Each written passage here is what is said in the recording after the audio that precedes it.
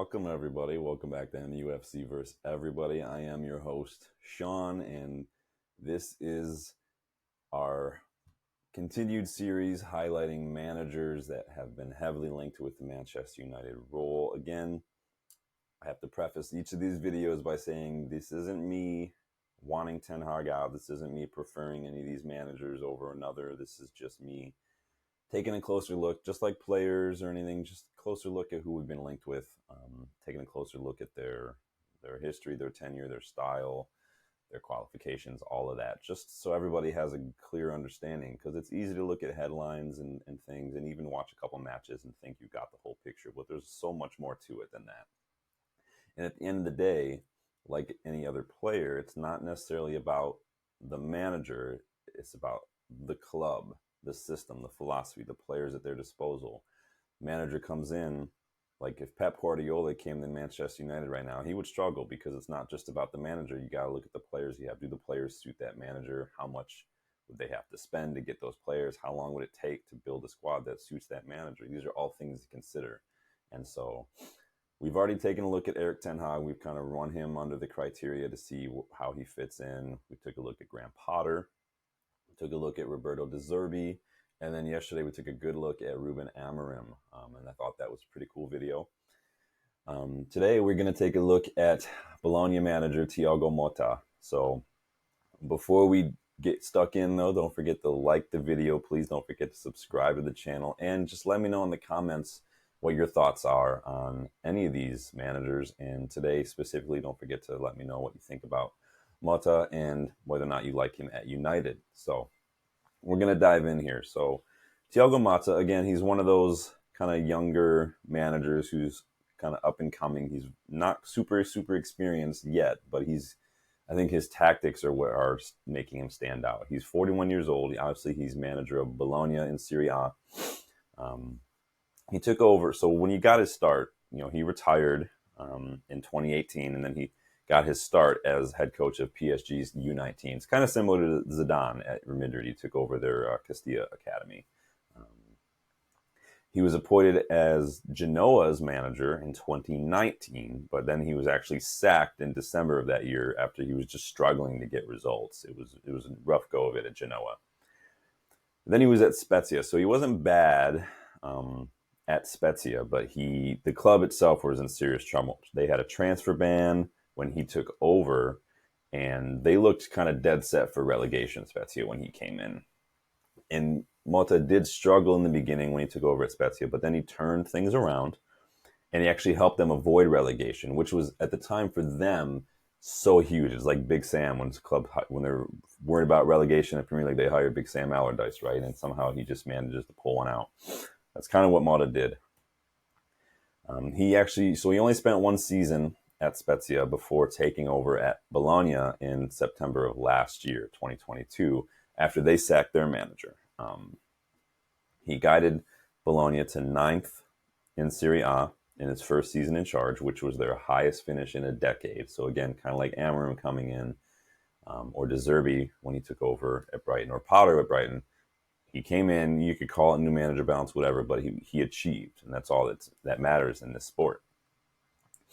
As far as his managerial style goes, Motta is definitely possession-oriented. His Bologna side averages nearly 60% possession, and since he's been in charge, Bologna have actually been in the top 5 in their league for most passes per 90, so they're good at keeping hold of the ball, something that I wish United would do more of, but I actually don't think we have players that are good enough for it.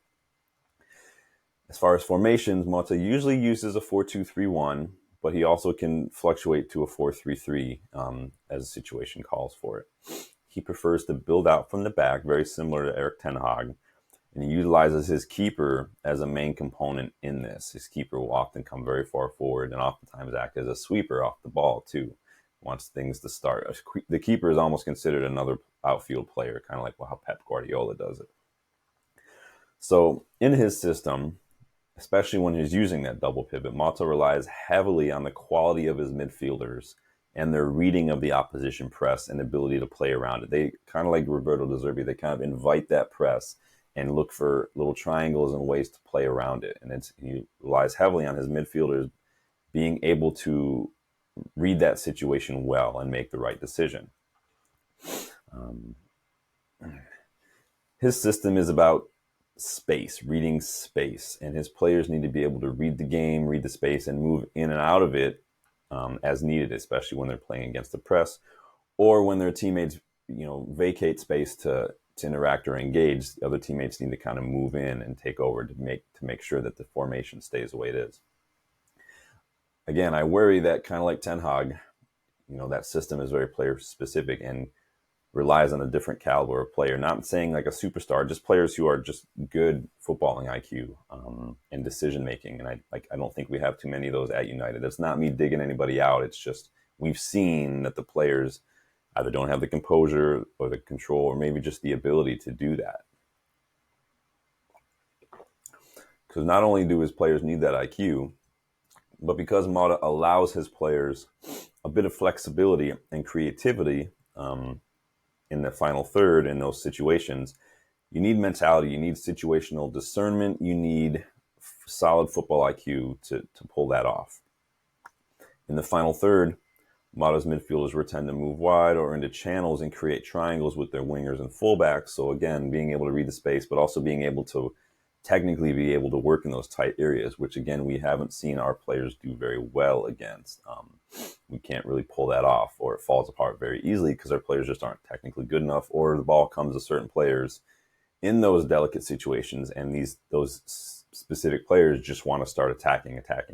Like we have to just chill out for a second. So we don't have too many of those kind of players at United. In the final phase of attack for Motta's Bologna side, they don't tend to look for a whole lot of crosses into the box. What they want to do is kind of keep the ball on the floor and work their way in. They're actually consistently among the lowest in the league for crosses into the box. So if you've watched any of their players like Joshua Zirkzee, they say, oh, he's a striker. Like he actually drops a little deep. He's really good at linking up and one-touch play in and around the box in the final third. And Motta wants his team to be patient and work that possession in the box with that good passing, with that link-up play, which we've seen United do recently in spells, but it's not something that we typically do, which is unfortunate because we got that striker and we don't really look to get to him in Højlund. So aside from the attacking play and the build-up off the ball, Motta has also changed the way Bologna defend. He's got this counter-pressing system that tends to start deep in the opposition half of the pitch. And he wants to create these 1v1s pressing all over the pitch. It's a very demanding system, but his Bologna side have actually been among the highest in the league for duels, tackles, and interceptions. So it gets the job done. If this high press does fail, which we can see it do all the time, we see it, Liverpool struggle with it sometimes, City and Ten Hag, with that high press, it's very, very vulnerable if it does fail. It demands a lot from its players to work. So if that fails, though, Motta has his side set up like a mid-block. They set up another block higher up the pitch, too. Again, this also asks a lot of his defenders, as they need to be able to cover ground quickly for that space left behind them. We don't have defenders like that at United, so he would have to pretty much buy a whole new defense. This also means the keeper acts as a sweeper in Motta's system, which Onana is probably suited for. I think he's very, very good at that. So he wouldn't really have to worry about replacing Onana. So that's Motta's tactics. That's his system. Those are the player profiles he prefers. What's going on right now with Motta? So he reportedly has a handshake agreement with Juventus to become their manager. It seems like Max Allegri might be out the door this summer. But also AC Milan have been heavily linked with him as well, and they hope to kind of swoop in. Of course, Bologna also want to keep hold of him and extend his contract. I know Bologna's president recently made some comments that he didn't really like all the speculation with Motta. He wants him to be here. He's in their plans. And so we'll see what happens. I think Motta would probably want to move. I don't know if he's ready for a move, but we'll see. And apparently, according to reports, Chelsea have also reportedly conducted a survey of Motta as Pochettino's struggles continue. So who knows? Obviously, Motta is in high demand. He's kind of turning heads right now with the way his team play and what he's done with Bologna, a relatively small side, especially considering some of the players that he's lost recently. That's why we're taking a look at him, because he's obviously been linked to United as well. But who hasn't? So let's take a look at where Thiago Motta ranks and scores in terms of the criteria that we've come up with, right? So again, we've got those. Number one, the tactics and match impact. Number two, the man management and player ego side of it. We've got the three, the big club pressure / personality of the manager. Four, crisis management. And then five, just overall qualifications. What have they won? What have they done? So number one, tactics and match impact. I gave Motta an 8 out of 10. All this joking aside regarding a 2-7-2 formation, right? Motta's tactics have actually revolutionized Bologna. He's shown an ability to recognize when it's time to be pragmatic. So we saw this when he took over at Spezia. He kind of put aside tactics in favor of pragmatism and making a very, very defensive approach and making them hard to break down, because at that time, avoiding relegation was the goal, and they achieved it.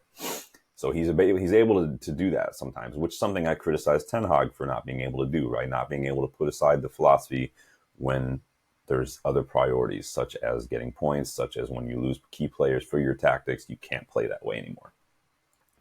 So Yassi Maggiore, Motta's former player at Spezia, said this of his former coach. He said, "He doesn't have a precise formation. He thinks that every player can interpret several roles." So Motta seems to be able to see that the potential in players and in his formations, and he trusts them. He tries to instill his players kind of that trust and that ability to kind of be put in situations, but also make decisions in those situations according to their ability. In an interview with Gazzetta dello Sport, actually, Motta actually once spoke of being reluctant to put labels on players based on like positions and formations. He says he doesn't like to put labels on these things. So he said you can actually be super offensive in a 5-3-2 or super defensive in a 4-3-3. It's just depends on how you play. And it's that sort of creativity that can spark players, that can take them to a new level. But you do need a certain level of player to pull that off. And I'm not sure that we have that in droves right now at United. So man management and egos. I gave him a 6 out of 10. I went back and forth. I almost gave him a 5 out of 10 simply because of the player ego thing. But I think just reading more about the way he interacts with his players and the way he treats them, I bumped it up to a 6 because I do like the way. And maybe it's the psychologist in me, but I do like what I read. So here's what I got here. So he's been very appreciated as a very straightforward and very honest manager. So again, ex-Spezia player Emanuele Gyasi praised Motta's personality. He said about Motta, he says things to your face. He'll just let you know directly if you're doing well, if you're doing badly. He's very just straightforward. Like, that is what it is. No one's trying to beat around the bush, sugarcoat anything.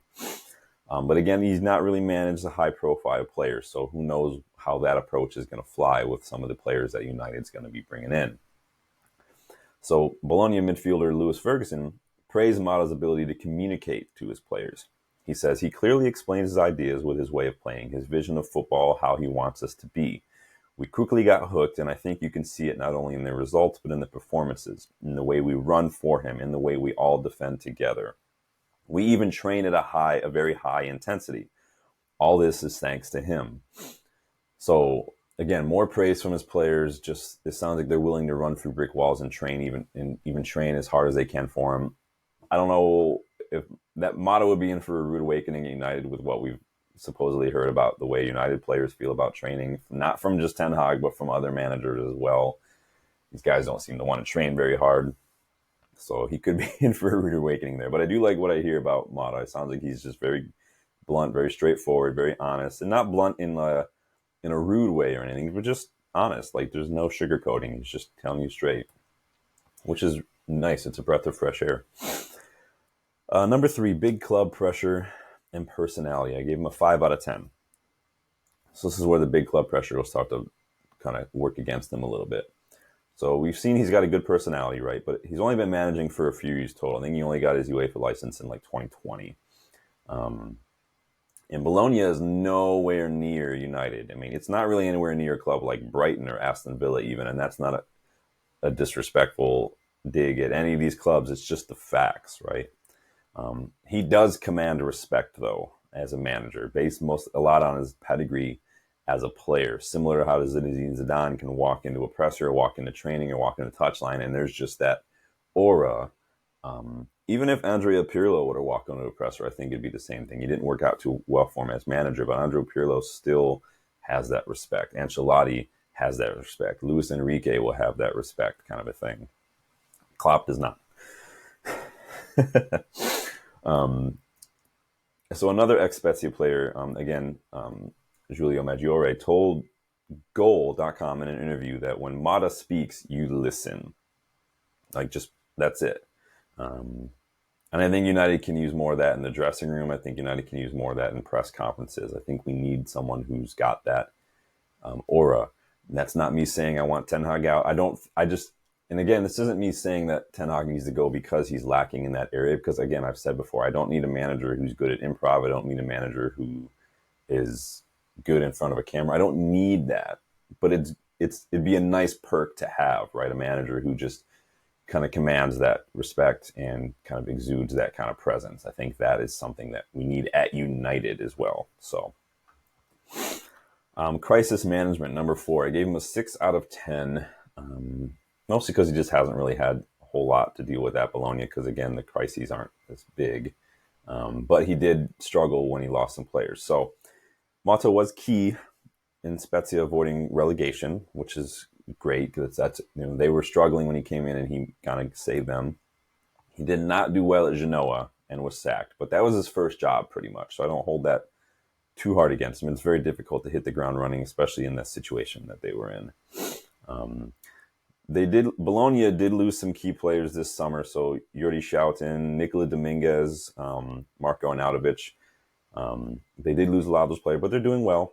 So, I do give them a 6 out of 10 for that. It's just that the crises haven't been that big, and it's not anywhere near the level of crises that you might get at United. It's, again, the pressure situation, right?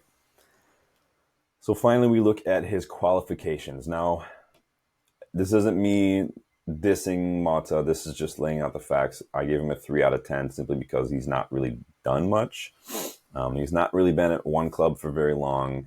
He's only been managing for a few years, and he's still very young in manager's years. So it's not saying that these are cons. It's just there hasn't been enough to put him high up on that scoring.